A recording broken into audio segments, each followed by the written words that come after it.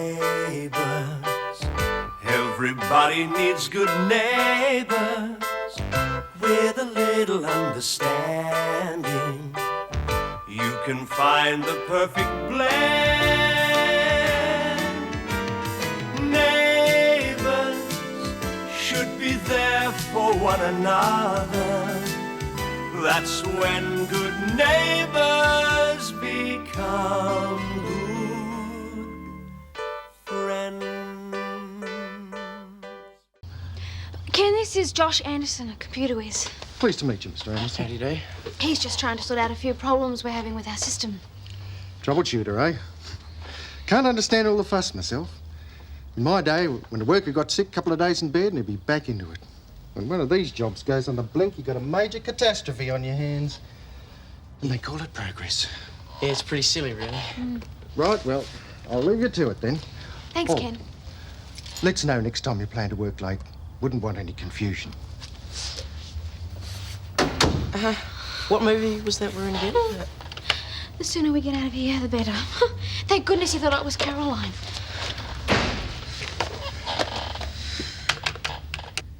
Derek's funeral notice asked if people would donate money to the Heart Foundation. No thanks, darling, instead of sending flowers. I'm sure it was his wish. But I know Diane is pleased that I've been shut out of the funeral completely. Gran, don't let her win every hand. Call a bluff on this fun for young artists. Well, you promised Derek you would run it. Yes, I didn't realise then what I was up against with Diane. Oh, well, he must have thought you could handle her. He gave you the job, didn't he? There's one thing she can't prevent me from doing. No, what's that? Going to the cemetery after the funeral. Derek is my friend, and I intend to say goodbye. Good on you. Well, I better be going. Thanks for the shoulder, darling. Anytime, Gran. You go get him, eh? Yeah. Hello. Caroline. Hello, Mrs. Daniels. Oh, Caroline, I'm sorry. Hello, goodbye. See you, Gran. Running away, eh? Not at all. Although I do intend to get some sleep. I'll be in the office all day tomorrow. Good. That means you'll be there with myself and Candace and any other good fairies we can possibly rustle up to get us out of this mess. Listen, Paul, I'm sorry that this has happened. But as far as I can see, the only way through it is one day at a time. Now, I've said I'll do whatever I can until I find another job. What more do you want? Well, footing the computer programmer's fee might be a little more appropriate, don't you think? You know I won't agree to that. Fine, good. In that case, I'll accept your help until such time as you find a new position. Fine. And then I'll try and be civil to you until you find a new place to live. Good night.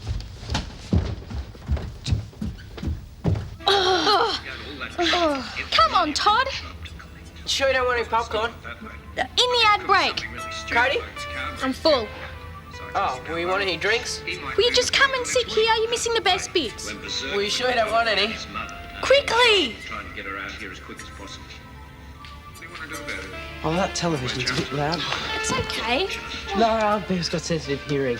She might wake up. Okay, that's fine. Come on.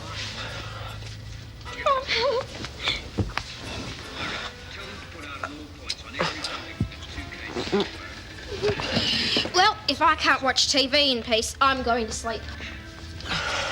What's wrong with her?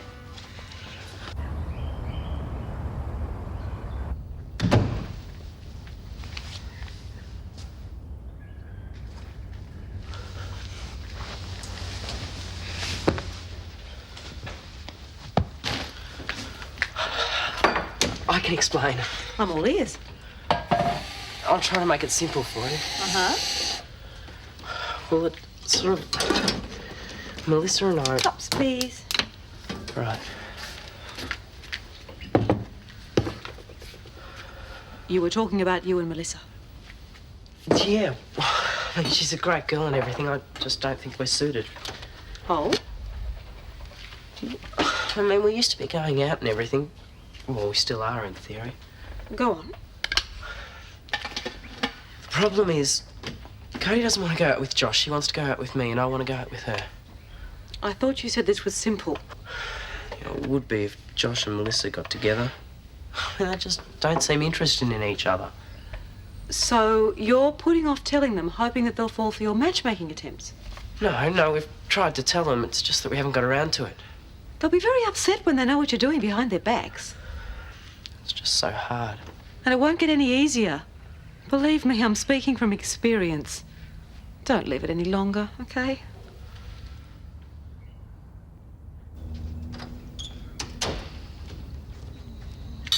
Now, where have you been?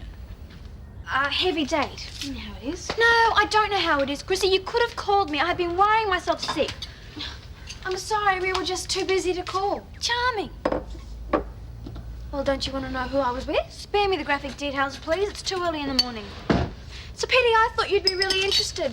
He was a real boy wonder. We spent the whole night together. I've heard just about enough, thank you very much. It just so happens we were working on the Lassiter's computer. You didn't? Mm-hmm. Paul is going to murder you. Well, then you'll just have to explain how come the computer's fixed. You fixed it? Well, not me personally. Though I did supply Josh with the endless cups of coffee to keep him going. I don't believe I'm hearing this. Well, you are. All the files and records are there. You have saved my life, Chrissy. Now I've got to tell Paul. Is he still asleep? He's getting ready. We're going into the office early to start sorting the mess out. He is going to be wrapped. Wait, hang on, no, wait, I've got a better idea. You go in first, and I'll tell him you've gone in early to open up, and he'll get a surprise, because when he walks in, he'll see it's actually working and get a kick out of it. I like it.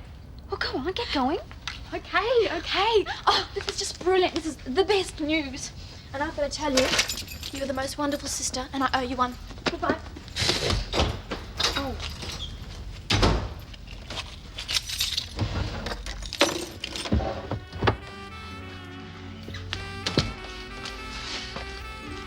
Oh, good morning, Christina. You're up bright and early.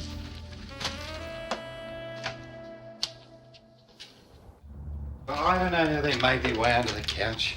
Keys have this habit of going astray when you need them. Yeah, well, thanks for helping me out this morning. Caroline, I thought I told you to leave that computer alone until it was fixed. I was just checking. Will you stop wasting my time and yours? There's a stack of paperwork there, and it'd be a little more helpful if you would just work your way through that. Thank you. Christina, what do you want about? Well, Paul, you see, the computer's fixed. Everything is working perfectly. Yeah, sure, and pigs might fly too. You know that's impossible. No, it isn't. I told you Caroline had a surprise for you, and she worked it out all by herself. Well, no, I didn't. Not exactly, Chris. This is fixed. How did you do this? My sister's obviously a genius. Paul, don't listen to her. Will you stop being so modest? You're brilliant. It's fixed! Caroline, I don't know how you did this, but you are one in a million. Thank you. I take it then you forget about firing her. I resigned, actually. Oh, come on, all's forgiven. Why split up a great team, eh? Well, this is just all too much, isn't it? I'm glad it's over.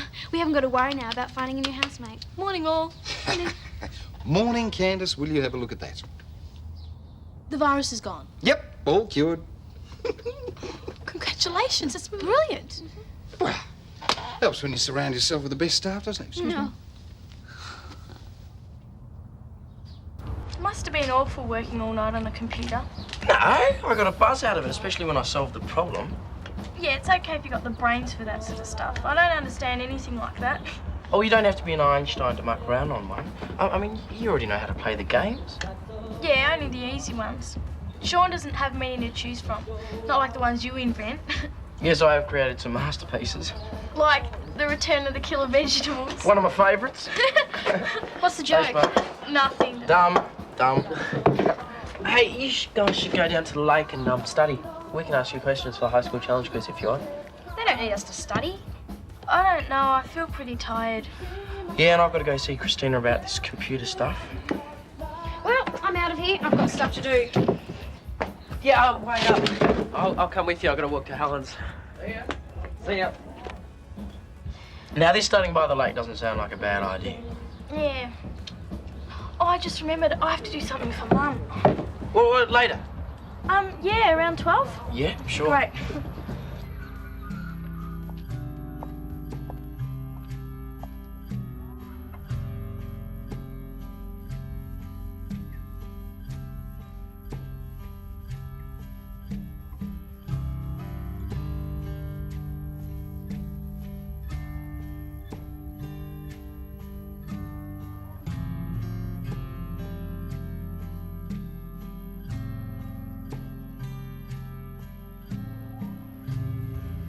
Never know. If they can find me a new pump, you might have to put up with this ugly old mug for years. Oh, well, that might not be such a bad thing. It would really make life worth living if I was able to greet your lovely face every morning. Mrs. Beaumont, please, come in. This is Sarah Brooks, my solicitor. Ah, Dr. Beverly Marshall. Pleased to meet you. We were hoping you could spare us a few minutes. Yes, certainly. Do, come in.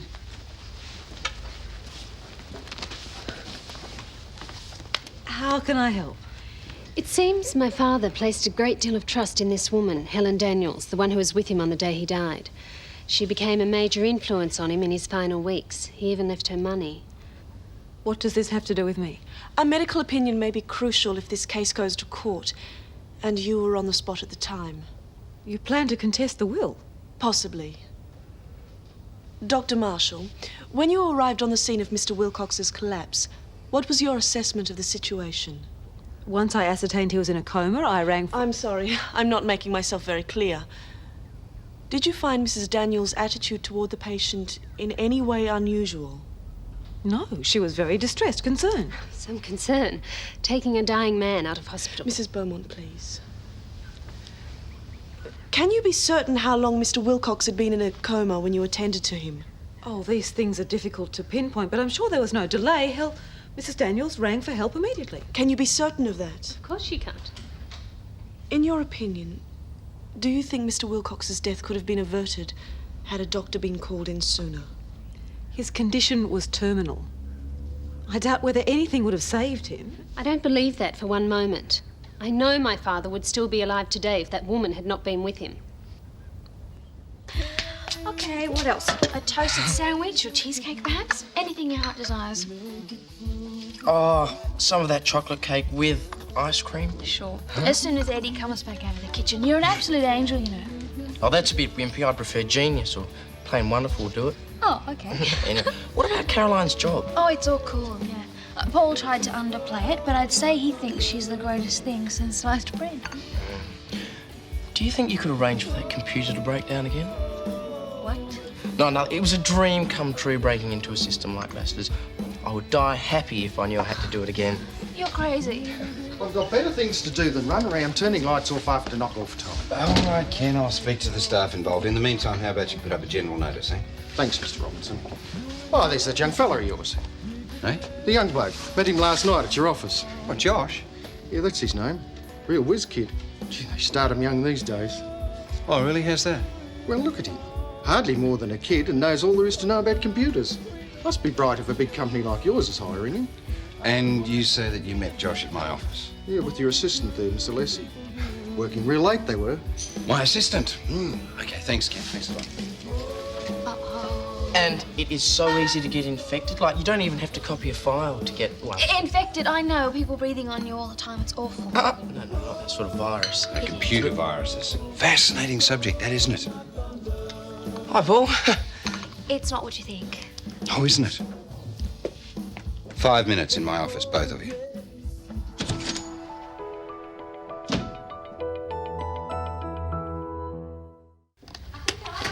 How'd you fix the computer? Did you boot up an antivirus disk? No, I didn't have one. You worked it out yourself? How'd you trace it? Oh, well, it was hidden in the system's files, and it stood out because it was bigger than... Shut up, both of you. Sounds very intense in there. Now, one at a time, nice and slow, keep it simple, no frills, right? It was all my I said one at a time. Yes, it was. Say something, Chrissy? Paul, Chrissy and Josh worked on it all night. I know we shouldn't have been here. It was the... Hey, you snitched my keys. Oh, well, please don't be angry, Paul. I didn't tell Caroline. I was just hoping I could fix everything up again. She was so upset about leaving the job because she likes working here. I like working here. And we like living with you. I just wanted to get it all fixed up again. Please, you're going to have me in tears in a minute. Josh, in here now. Fine example you set, roping a young kid in to do your dirty work. Is it safe? Should have known you two would stick together like glue. Oh, well, it was my fault too, Mr. Robinson. Oh, I see. All for one and one for all, eh? At least it worked out. in the end. Yes, lucky for you. Look, I want to make one thing perfectly clear here. I do not condone my staff going behind my back or breaking security. We have learned our lesson. Promise. Well, I suppose I'm in debt to you forever now, am I, Josh? What do I owe you then? Oh, well, I wouldn't accept any money, but there is one small thing. Shortly before my father's death, he changed his will to include Helen Daniels. As you mentioned earlier, but I failed to I'm see... positive he took this action as a direct result of the emotional blackmail he was subjected to towards the end. There was never any question of that. How would you know? I realise this is a stressful time, but I can only offer a medical opinion. Which is? I attended Mr. Wilcox in an emergency. He was suffering from a severe heart condition. If there were any other factors affecting him, emotionally or mentally, before his death, I would have no way of knowing. He was not my patient. Excuse me.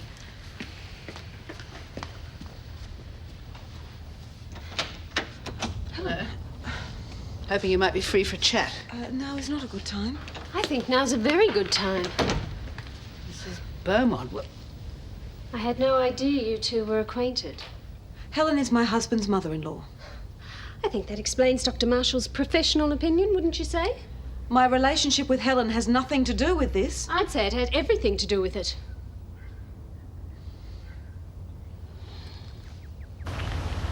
We're never going to get Josh and Melissa together at this rate. Oh, you didn't help much, offering to study with them. How could you? Yeah, I'm sorry about that. Last night was sickening. It was awful watching Melissa with her hands all over you. Yeah, I didn't want that. I mean, I wanted to be with you. I feel like a real jerk about the whole thing. How do you think I feel? Pretending not to care. Someone's going to get hurt the way things are going. Probably end up losing our best friends. Or each other. What's that supposed to mean? It means I'm sick of faking it around you. Cody, we'll tell them soon. I reckon they just need a little bit more time. How much time? You know I'm crazy about you.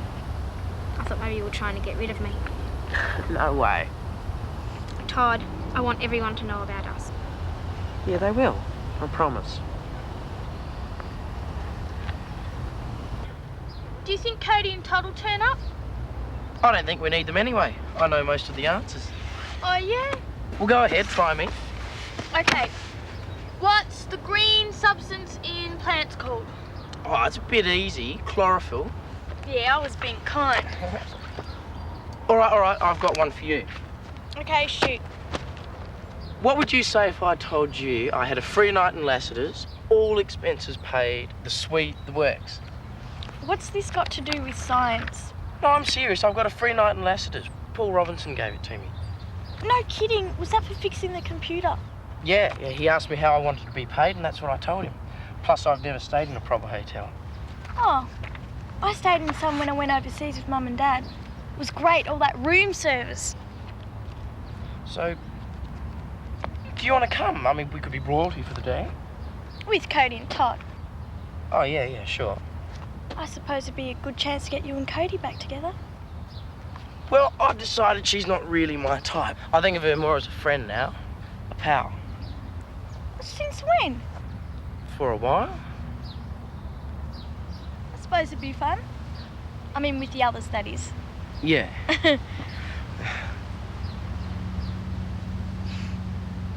How many different ways can I say it? Until I attended the emergency, I never had anything to do with your father. You expect me to believe that? You knew what I was here for, yet you sat there and pretended hospitality. What? You are making a big mistake. I'm making a mistake. You may have managed to cover your tracks so far, but don't think I can't see what you've been up to. You're obviously very distraught, but I think you've said more than enough. Could we calm down, please? It's obvious to me you're intending to con my father all along. It's true, isn't it? It certainly is not. Derek was my friend, a very dear friend. Why did you have to pick my father of all people? Mrs. Beaumont, this is not in your interests. I suggest we leave. You were much too clever for him. You must have realised there was no way he could have escaped the two of you in cahoots. He trusted you. He gave you a precious piece of artwork which you knew was valuable, yet you didn't protest. I did protest, but he insisted. You see, that painting was in my possession. Helen, you don't need to explain. Well, just answer me one thing. Why didn't you tell me you were related? You came to me for information, which I gave you. I had nothing to hide. That's a lie. Please, Mrs. Beaumont, don't take this any further now. It could jeopardize your chances in court. This is going to court? You didn't think you'd get away with this, did you? You can't honestly believe what this woman is implying. That Helen and I were in some way involved in Derek's death. Let's just say this may be more serious than a contested will. It may be a matter for the police.